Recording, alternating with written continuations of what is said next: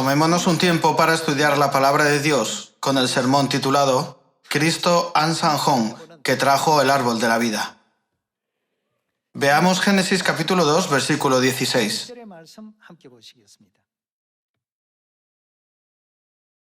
El capítulo 2, versículo 16 dice: Y mandó Jehová Dios al hombre, diciendo: De todo árbol del huerto podrás comer, mas del árbol de la ciencia del bien y del mal no comerás, porque el día que de él comieres, ciertamente morirás.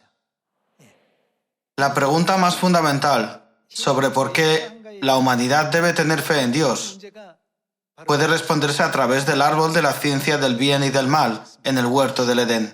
Como saben, había dos tipos de árboles en el huerto del Edén.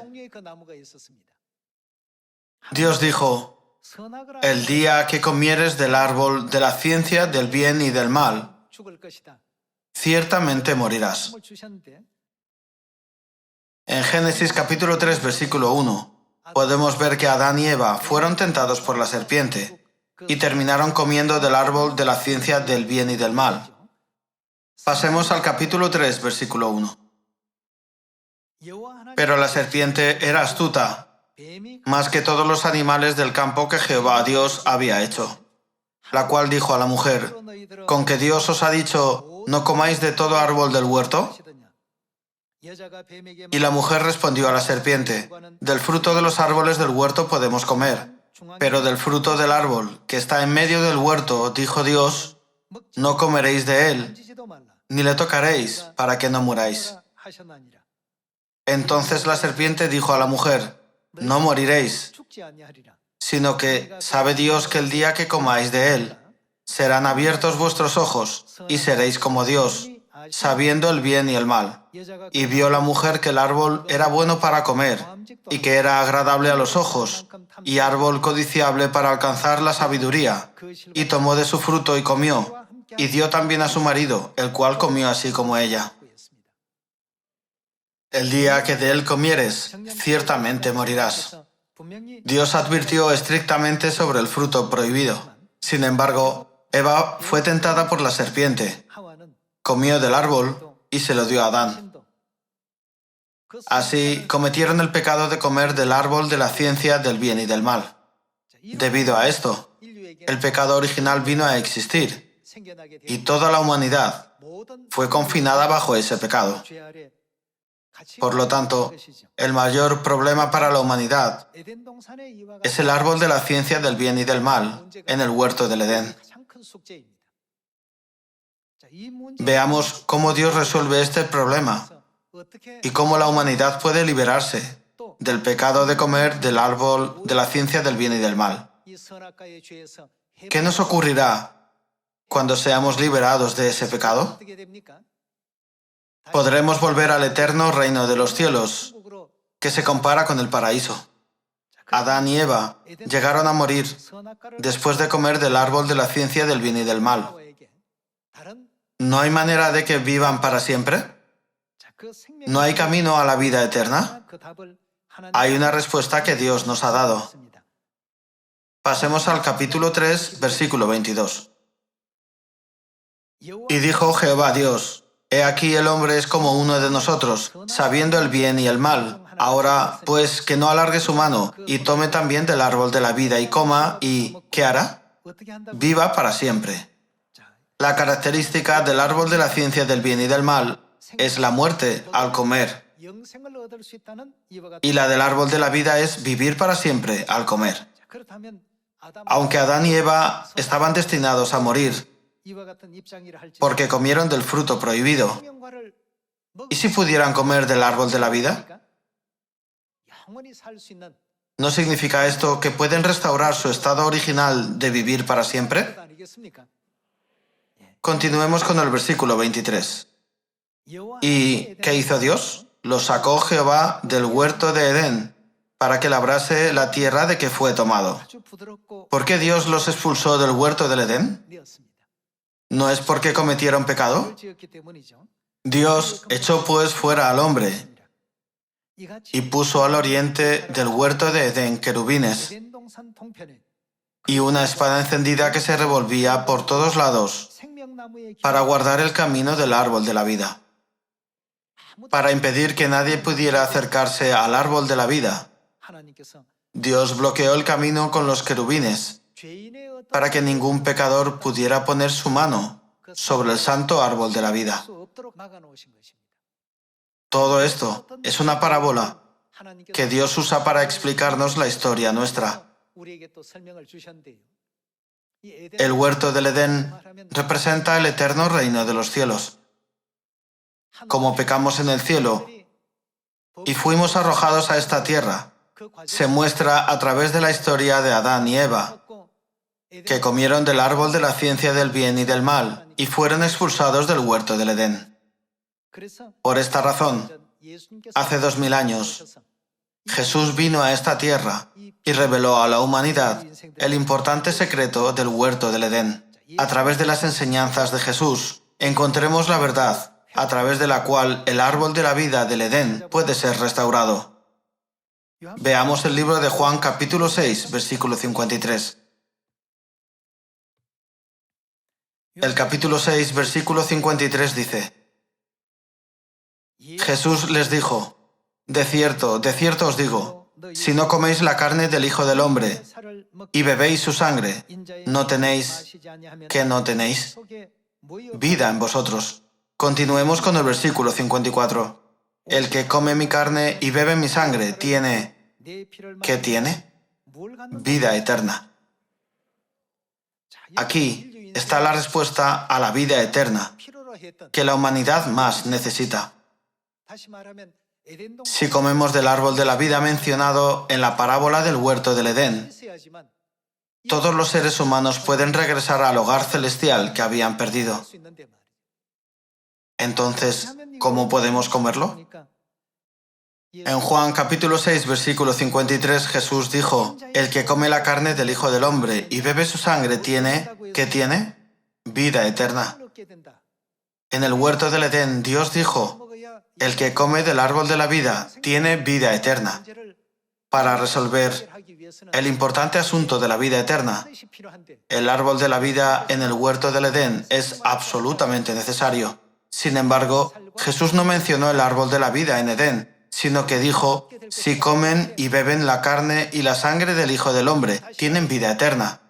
Jesús nos dijo que comiéramos su carne y bebiéramos su sangre. Por lo tanto, ¿qué representa Jesús en el huerto del Edén? Jesús representa el mismo árbol de la vida. Entonces, ¿cómo podemos comer la carne de Jesús y beber su sangre?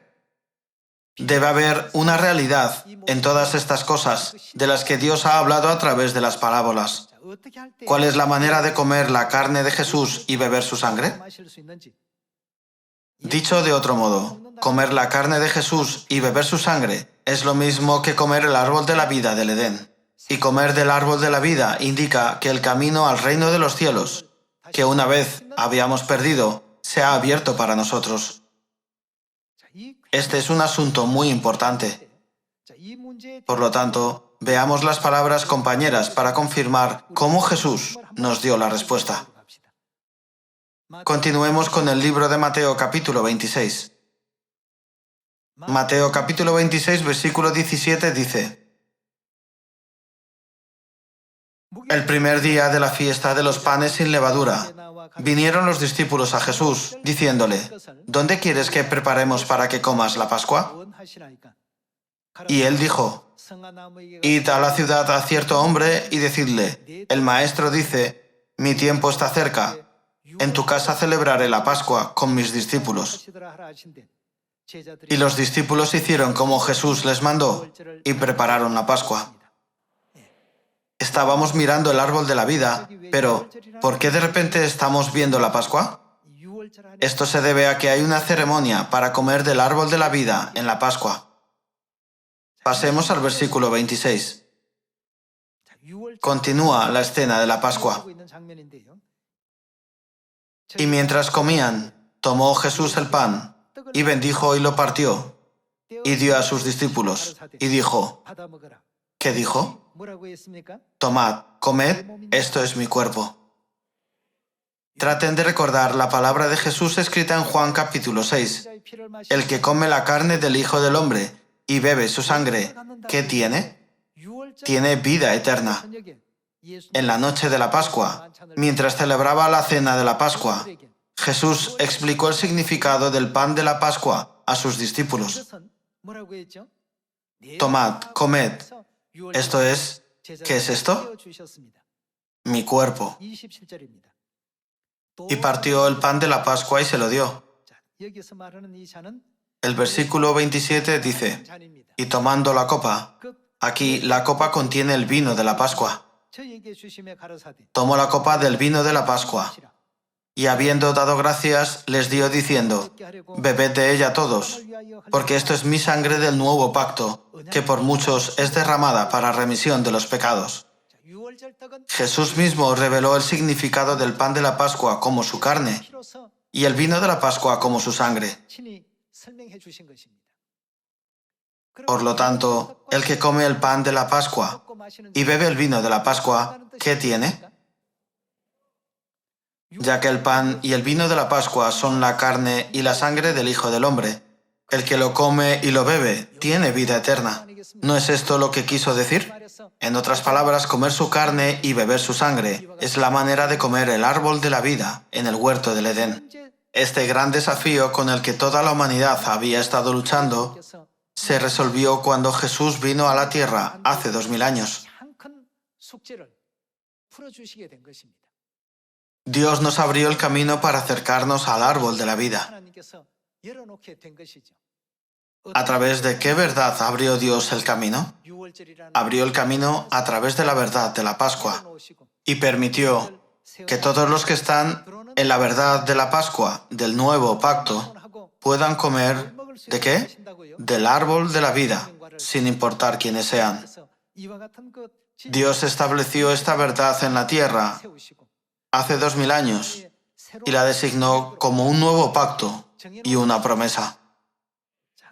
Veamos Lucas capítulo 22, versículo 7. En Lucas capítulo 22, versículo 7 dice, llegó el día de los panes sin levadura, en el cual era necesario sacrificar el cordero de la Pascua. Y Jesús envió a Pedro y a Juan diciendo, id, preparadnos la Pascua para que la comamos. Veamos el versículo 14. Cuando era la hora, se sentó a la mesa y con él los apóstoles, y les dijo, cuánto he deseado comer con vosotros esta Pascua antes que padezca. Pasemos al versículo 19. Y tomó el pan, y dio gracias, y lo partió y les dio, diciendo, esto es mi cuerpo, que por vosotros es dado. Haced esto en memoria de mí. De igual manera, después que hubo cenado, tomó la copa diciendo, esta copa es, ¿qué pacto es? El nuevo pacto en mi sangre, que por vosotros se derrama. La Pascua del nuevo pacto se establece con la carne y la sangre de Jesús. Es el pacto hecho con su sangre, el nuevo pacto, ¿verdad? A través de la Pascua del nuevo pacto, Dios ha abierto de par en par el camino para que toda la humanidad pueda comer del árbol de la vida en el huerto del Edén, que ha sido considerado como el mayor problema, pero que ahora se le ha concedido a toda la humanidad.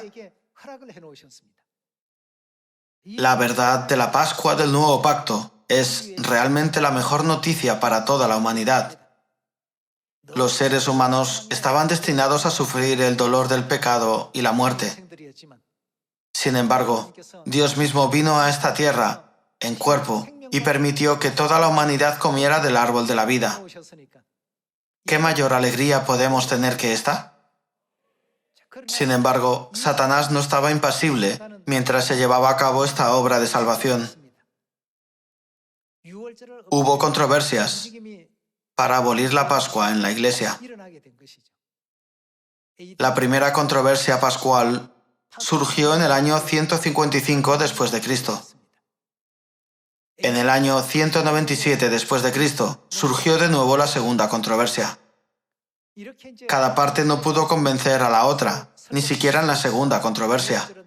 Por lo tanto, la Pascua se siguió celebrando en el tiempo.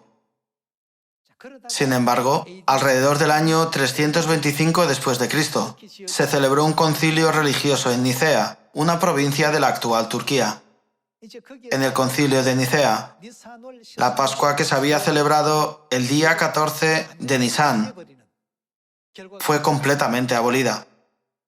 Desde entonces, la verdad de la Pascua fue olvidada por todos y dejó de haber rastro de ella. Aunque Dios le dio a la humanidad el mayor regalo, la humanidad no reconoció este regalo. Debido a los obstáculos de Satanás, el regalo de Dios, la Pascua, desapareció en esta tierra, y el camino para que la humanidad regresara al reino de los cielos, su hogar, fue bloqueado. Es porque no podemos entrar en el cielo sin recibir la promesa de la vida eterna.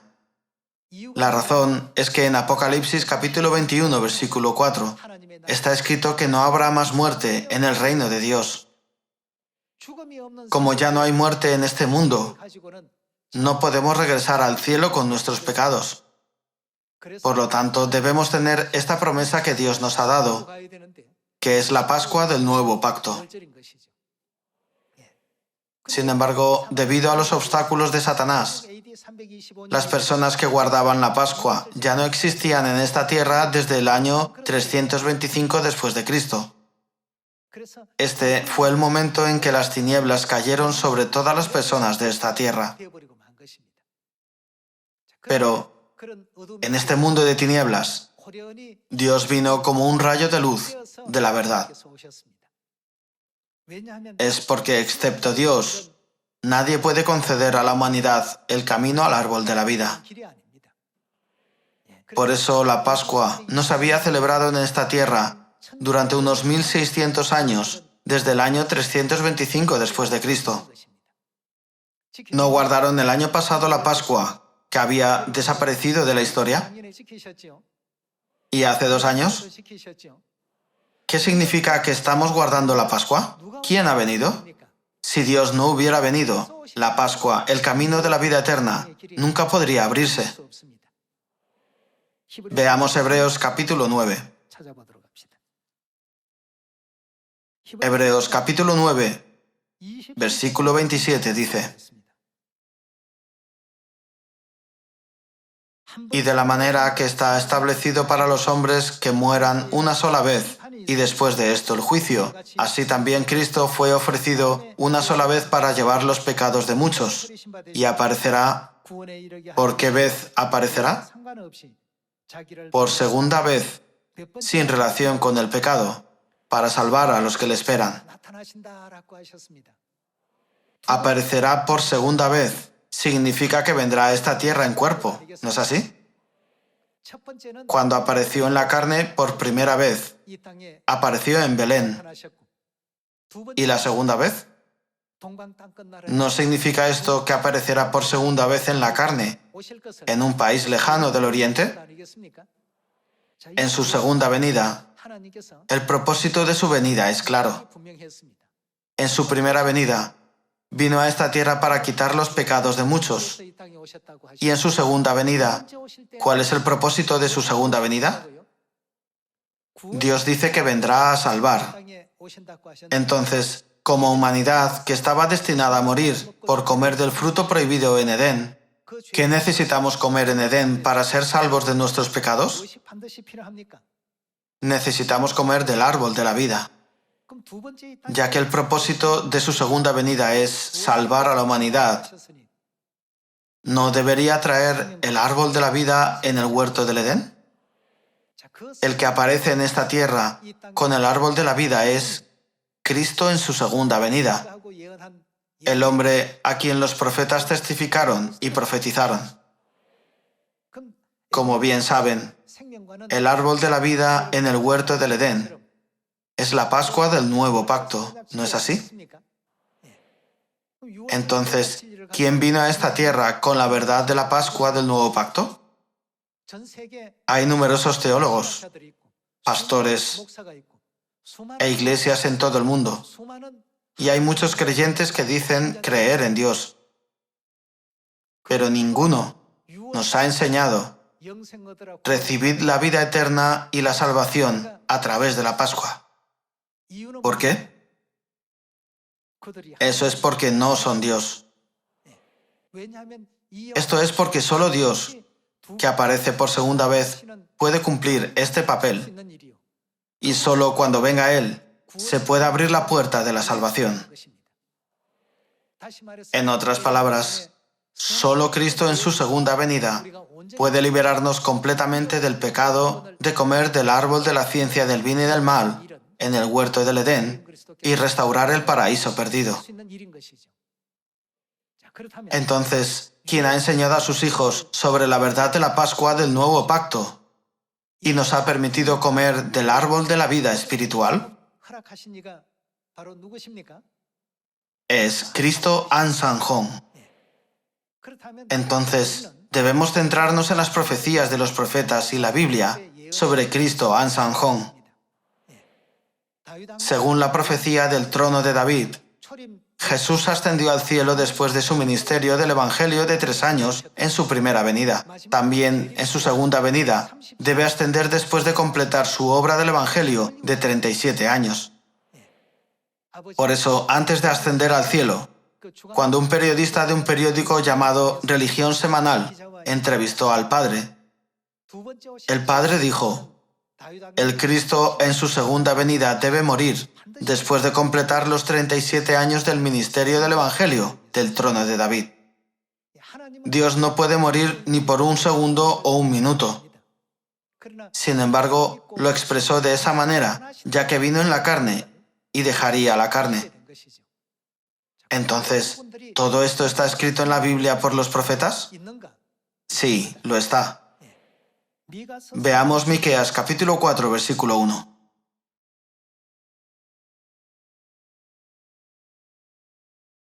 Acontecerá en los postreros tiempos que el monte de la casa de Jehová será establecido por cabecera de montes, y más alto que los collados, y correrán a él los pueblos.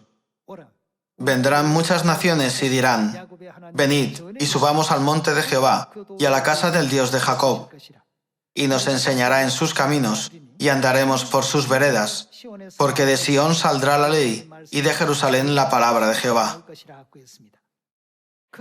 ¿Qué hará Dios en sus caminos? Dice que sin duda nos enseñará en sus caminos. ¿Cuándo es el tiempo de la profecía de que Dios viene a esta tierra en la carne y nos enseña? Está escrito en los postreros tiempos. Los últimos días no son la época de la primera venida de Jesús. ¿No significa esto su segunda venida? Cuando venga a esta tierra por segunda vez, enseñará muchas cosas a la humanidad. Continuemos con el versículo 8. El versículo 8 dice: y tú, oh torre del rebaño, fortaleza de la hija de Sión, hasta ti vendrá el señorío primero, el reino de la hija de Jerusalén. Ahora, ¿por qué gritas tanto? ¿No hay? ¿Quién no hay? Rey en ti. A continuación, ¿quién pereció? Pereció tu consejero.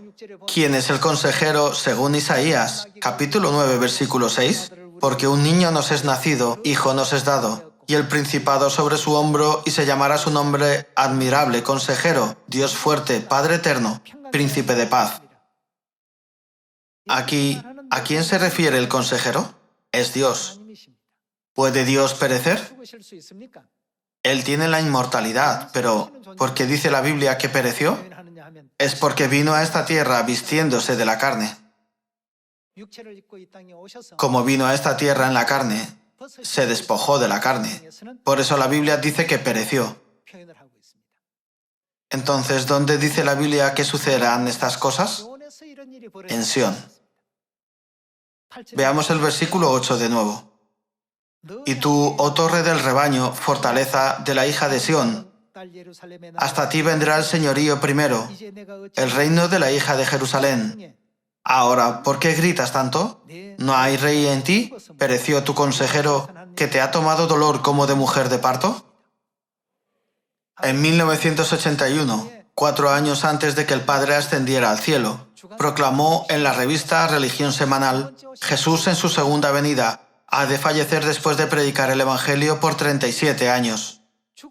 Y según la profecía, el Padre ascendió al cielo en 1985. El año 1985 es el 37º año desde que el Padre fue bautizado.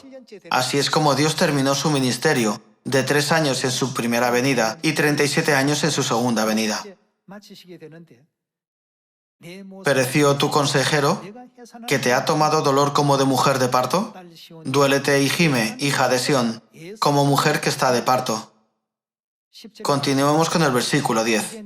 Porque ahora saldrás de la ciudad y morarás en el campo, y llegarás hasta Babilonia. Allí serás librada, allí te redimirá Jehová de la mano de tus enemigos.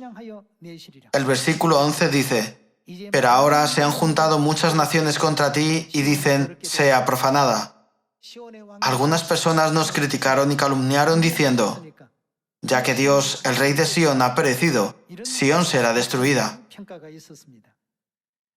Y vean nuestros ojos su deseo en Sión. El versículo 12 dice: mas ellos no conocieron los pensamientos de Jehová, ni entendieron su consejo, por lo cual los juntó como gavillas en la era. Levántate y trilla, hija de Sión, porque haré tu cuerno como de hierro y tus uñas de bronce, y desmenuzarás a muchos pueblos, y consagrarás a Jehová su botín, y sus riquezas al Señor de toda la tierra. Entonces, ¿cuál es el secreto detrás de la muerte del consejero? Por lo que acabamos de leer, ¿qué es lo que no entendieron? No entendieron el consejo de Dios. Entonces, ¿cuál es el consejo de Dios detrás del incidente cuando el rey de Sión falleció y Dios, que es el consejero, pereció? Aquí está el consejo muy importante de Dios.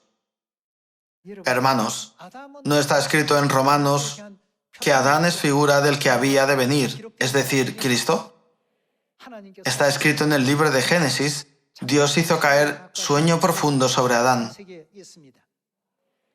Entonces, ¿qué significa que Dios hizo caer sueño profundo sobre Adán? En Juan capítulo 11, el sueño significa la muerte, ¿verdad? ¿Qué ocurrió después de que cayera sueño profundo sobre Adán? Apareció Eva.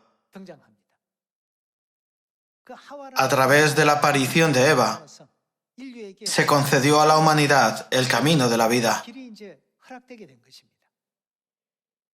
No comprendieron este profundo consejo de Dios.